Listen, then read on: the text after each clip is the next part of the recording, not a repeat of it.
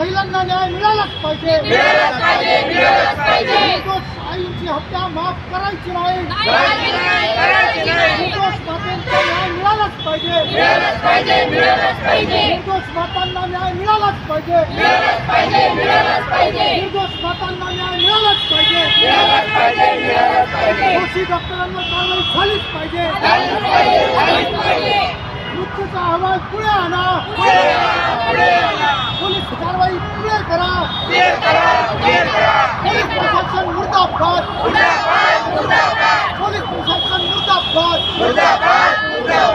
Police प्रशासन मुर्दाबाद. दोषी डॉक्टरांवर कारवाई करा. दोषी डॉक्टरांवर कडक कारवाई करा. दोषी डॉक्टरांवर. माझे नाव संजय पाटील आहे. मी एक सामाजिक आणि अखिल भारतीय रिपब्लिकन पक्षाच्या नागपूर शहराच्या अध्यक्ष आहे.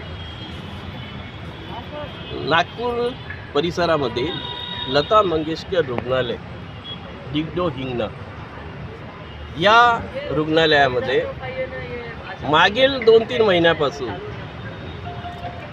प्रसूतीकरता गेलेल्या महिलांची हत्या होत आहे असं मला म्हणावं लागेल. कारण त्यांच्या मृत्यूचं जे कारण आहे ते कारण आजपर्यंत कोणाला माहीत झालेलं नाही आणि त्याची जाहीरपणे चौकशी जी झालेली आहे ती चौकशीसुद्धा जाहीर करण्यात आलेली आहे. या प्रकरणातील सर्वात प्रथम आम्ही जिल्हाधिकारी यांना आम्ही निवेदन दिलेलं होतं की या प्रकरणाची योग्य ती चौकशी व्हावी.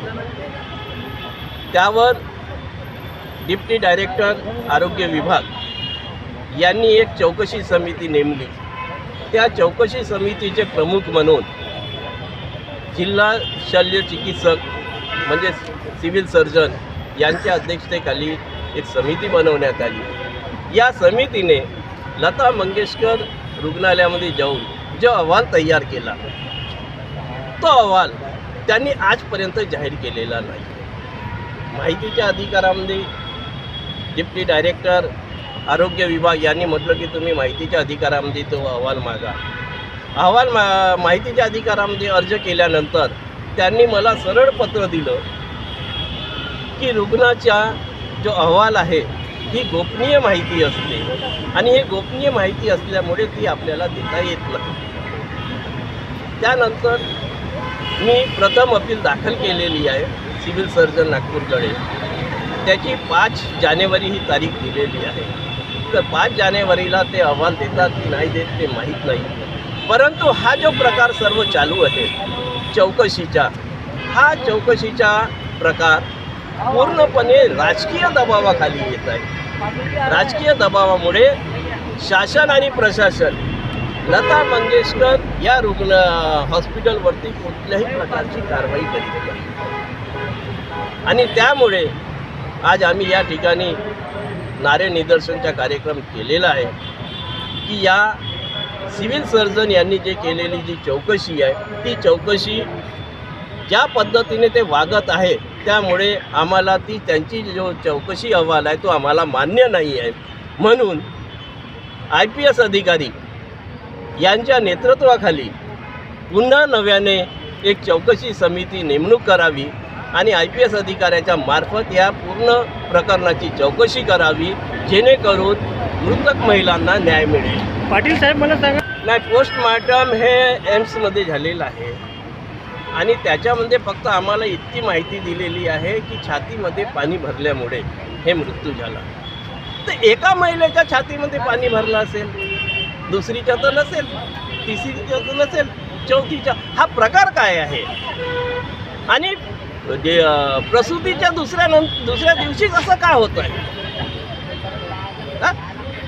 कारण की कोणतीही गर्भवती महिला सुरुवातीपासून डॉक्टराच्या ट्रीटमेंट याच्या निगराणीखालीच ते पूर्ण प्रक्रिया होत असते आणि हे सर्व होत असताना त्यांना जर दुसरा कोणताही आजार असता तर प्रसूतीच्या नंतरच त्यांना माहिती असते आणि प्रसूती झाल्याच्या नंतर हा सर्व प्रकार होते. म्हणजे हा काहीतरी एक षडयंत्र आहे लता मंगेशकर हॉस्पिटलचा आणि या षडयंत्र काय आहे तो शोधून काढणं हे पोलीस डिपार्टमेंटचं काम आहे.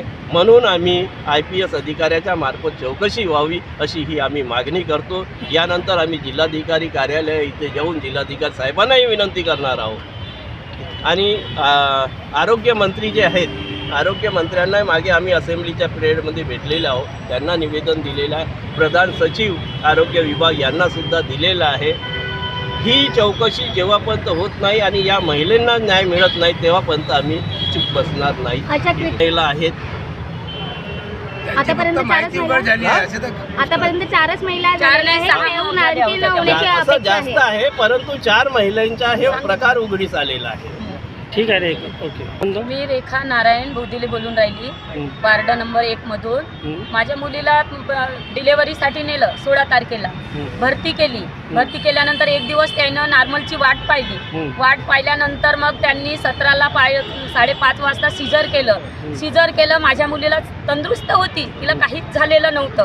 की तिची आई बोलून राहिली तिला काहीच नव्हतं झालं, एकदम स्ट्रॉंग होती. ते छातीत पाणी की काहीच नाही, हे त्यांचं नाटक आहे. काहीच नव्हतं तिला. एकदम 8 वर्षापासून माझ्या घरी एक सारखी राहत आहे, तर तिला काहीच नव्हतं झालं. सिजर होते म्हणून सिजरले नेला. सिजर आली, चांगली झाली, दुरुस्तही झाली. असं नाही का तिला काही झालं. मग त्यांच्या लक्षात काय आलं तर माहीत नाही, पोटाला दाबलं. त्यांचं काहीतरी गडबड झालं. गडबड झाल्यामुळं का म्हणतात प्लेटलेट कमी आहे म्हणतात. मग का म्हणतात का हिचं काहीतरी आहे म्हणून त्यांनी ICUमध्ये नेलं. ICUमध्ये नेल्यानंतर प्लेटलेट कमी झालं तर हिचं युरिन कमी, अमकं ढमकं त्यांनी लावून दिलं. म्हणजे आम्हाला काहीतरी करायचं. मग पहिलं आधी काऊन नाही सांगितलं हिला असं झालं तर आम्ही तुम्ही दुसऱ्या दवाखान्यात हलव म्हणाले पाहिजे होतं. त्यांच्याच्यानं नव्हतं जमत तर आम्हाला त्यांनी काय सांगितलं की आम्ही दुरुस्त करतो, इथं काहीच नाही बरोबर पडून राहिला म्हणला. मग त्यांना ते चालू करायला पाहिजे होतं ना. रात्रभर त्यांनी काहीच नाही केलं, नेलं ICUमध्ये ना असंच ठेवलं तिला. मग व्हेंटिलेटरवर लावला. सकाळी का म्हणतात नाही दुरुस्त झाली तिची, काही होऊ शकत नाही. म्हणजे बाबा 1:30 नाही वाजला तर झाली म्हणते, गेली म्हणते तुमची मुलगी. हा कोणता न्याय आहे तिचं? आणि तंदुरुस्त मुलगी, असं तिचं डोकं नाही दुखलं, कधी ताप नाही आलं त्या मुलीला, छातीत पाणी. काय आहे नाटक आहे त्यांचं. आम्हाला एक दिवस झोप नाही लागत सर. एका दिवसाचं बाळ आहे ना सर. असा क्यूर रड, त्याला सांभाळायला कोण सांभाळावं आणि कोण काय करावं असं आम्हाला असं बुद्धी नाही सोचत. एक दिवस झोप नाही लागे आम्हाला. आणि त्या दवाखान्यावर काय नाही अजून सुरू केला त्यांनी. दवाखान्यात चौकशी नाही केला, काही नाही केला. आमच्या मुलीला न्याय नाही दिला ना. हे कसं काय झालं? आम्हाला न्याय हवा बा आमच्या मुलीला. हो, आम्हाला एवढी मागणी आहे त्या प्रशासनावर. काय आहे ते तर त्यांचं ते ना दवाखाना नाही तर अजून बंद करायला चालूच पाहिजे. आज गरीब लोक, आज आमची मुलगी आहे ना, आज दुसऱ्यांची मुलगी आहे ना सर. दुसऱ्याच्या मुलीलाही नाही मिळालं पाहिजे. आमची तर गेली तर आमची तर काही येणार नाही. तर आमचं म्हणणं एवढंच आहे. आज गरीब आहेत आमच्यासारखे कोणी अजून आहेत ना बिचारे, त्यांनाही त्या दवाखान्यात नेतील. अजून त्यांच्यासोबत असं 6-7 केसेस झाले आहेत सर. तिथं 4च नाही झालेले आहेत त्या केसेस. आम्ही उचल केलं म्हणून ते काहीतरी कारवाई करण्यात आली. म्हणजे आमची तंदुरुस्त मुलगी होती, काही झालंच नव्हतं तिला. डॉक्टर सोबत तुमचं बोलणं झालं तर ते काय बोलले? ते बोलले तर तंदुरुस्त झाली आहे म्हणे, दुरुस्त झाली आहे म्हटलं. आणि मग 1-1:30 वाजता काय म्हणते नाही झालं म्हणते मृत्यू. आणि आम्हाला न्याहा म्हणून किती आम्ही पोस्टमार्टम करायला टाकतो म्हणलं PM रिपोर्ट नाही म्हणे. न्या म्हणे लवकर उचला, बिल भरा ना लवकर उचला म्हणे. मी म्हटलं नाही, हा सरकारी दवाखाना नाही, प्रायव्हेट दवाखाना, बिल भरा म्हणे. पहिलं किती बिल घेतलं? आम्ही मग ते माझ्या भावाने भरलं वाटतं, का भरलं होतं. आणि बिल भरा पहिलं ना, डिस्चार्ज करा आणि घेऊन जा म्हणे. कायचा पोस्टमार्टम करता म्हणे, घेऊन जा लवकर दुसऱ्या पेशंटला हे होते. मग तर करता कशाला तुम्ही तसं? दुसऱ्यांच्या सोबत कापला माझ्या मुलीला अंदर काहीतरी, तिला कापला, मर्डर केला तिची. आम्हाला झोपच नाही लागत. मर्डरच केला आहे तिची. रात्र त्यानं नाही का नस काटला काहीतरी नवीन डॉक्टरच्या हातानं. मग तुम्ही सिनियर डॉक्टर राहिले पाहिजे ना सोबत. आम्हालाही म्हणणं आहे का नवीन शिकल तर हे होईल, पण सिनियर डॉक्टर राहायला पाहिजे ना सर. आज एवढी तंदुरुस्त माझी पोरगी, जहा मर्द पोरगी होती, असं नाही का कमजोर होती हेही नाही. आम्ही तिला हॉस्पिटलमध्ये घेऊन गेला डिलेवरीसाठी. त्यानंतर तिचं नॉर्मलसाठी थोडं बघत होते. त्यानंतर नॉर्मलचं नाही झालं. त्यानंतर सिजर केला तिच्या 17 तारखेला सकाळी 5:30 वाजता सिजर झालं. त्यानंतर ती होशमध्ये आली. ती सर्व बरोबर होती, बोलली वगैरे, सर्व रिलेटिव्हसोबत बोलली, सर्वांसोबत बरोबर बोलली ती. त्यानंतर त्यांच्या काही लक्षात आलं माहिती नाही. त्यांनी रात्रीला डायरेक्ट ICUमध्ये भरती केला. ICUमध्ये भरती केला तर तिथं म्हणत होते की यांचं ब्लड कमी झालं. आम्ही ते पण चढवला रात्रीमध्ये. प्लेटलेट्स कमी झाली ते पण टाकले. आणि ते म्हणत होते की डायलायसिस करावं लागेल. आम्ही त्याच्यासाठी पण तयार होतो. पण त्यांचे जे डायलिसिस का काही गंभीर बिमारी होती का? काही बिमारी वगैरे काहीच नव्हती. ते म्हणत होते की तिचं किडनी खराब झाली आहे. होऊ शकते यांचं षडयंत्र असेल, किडनी वगैरे काढून विकायचं प्रयत्न असेल. बरोबर. जी केस आहे जी आमची जे झाली आहे त्याला न्याय मिळाला पाहिजे आणि जे हॉस्पिटल आहे त्यांच्यावर कारवाई झाली पाहिजे. मंगेशकर हॉस्पिटल मुर्दाबाद, लता मंगेशकर हॉस्पिटल मुर्दाबाद. 4 मातेच्या मृत्यूची चौकशी झालीच पाहिजे. 4 मातेच्या मृत्यूची चौकशी झालीच पाहिजे. सिव्हिल सर्जन मुर्दाबाद, सिव्हिल सर्जन मुर्दाबाद. नागपूर प्रशासन मुर्दाबाद, नागपूर प्रशासन मुर्दाबाद. मृतक महिलांना न्याय मिळालाच पाहिजे.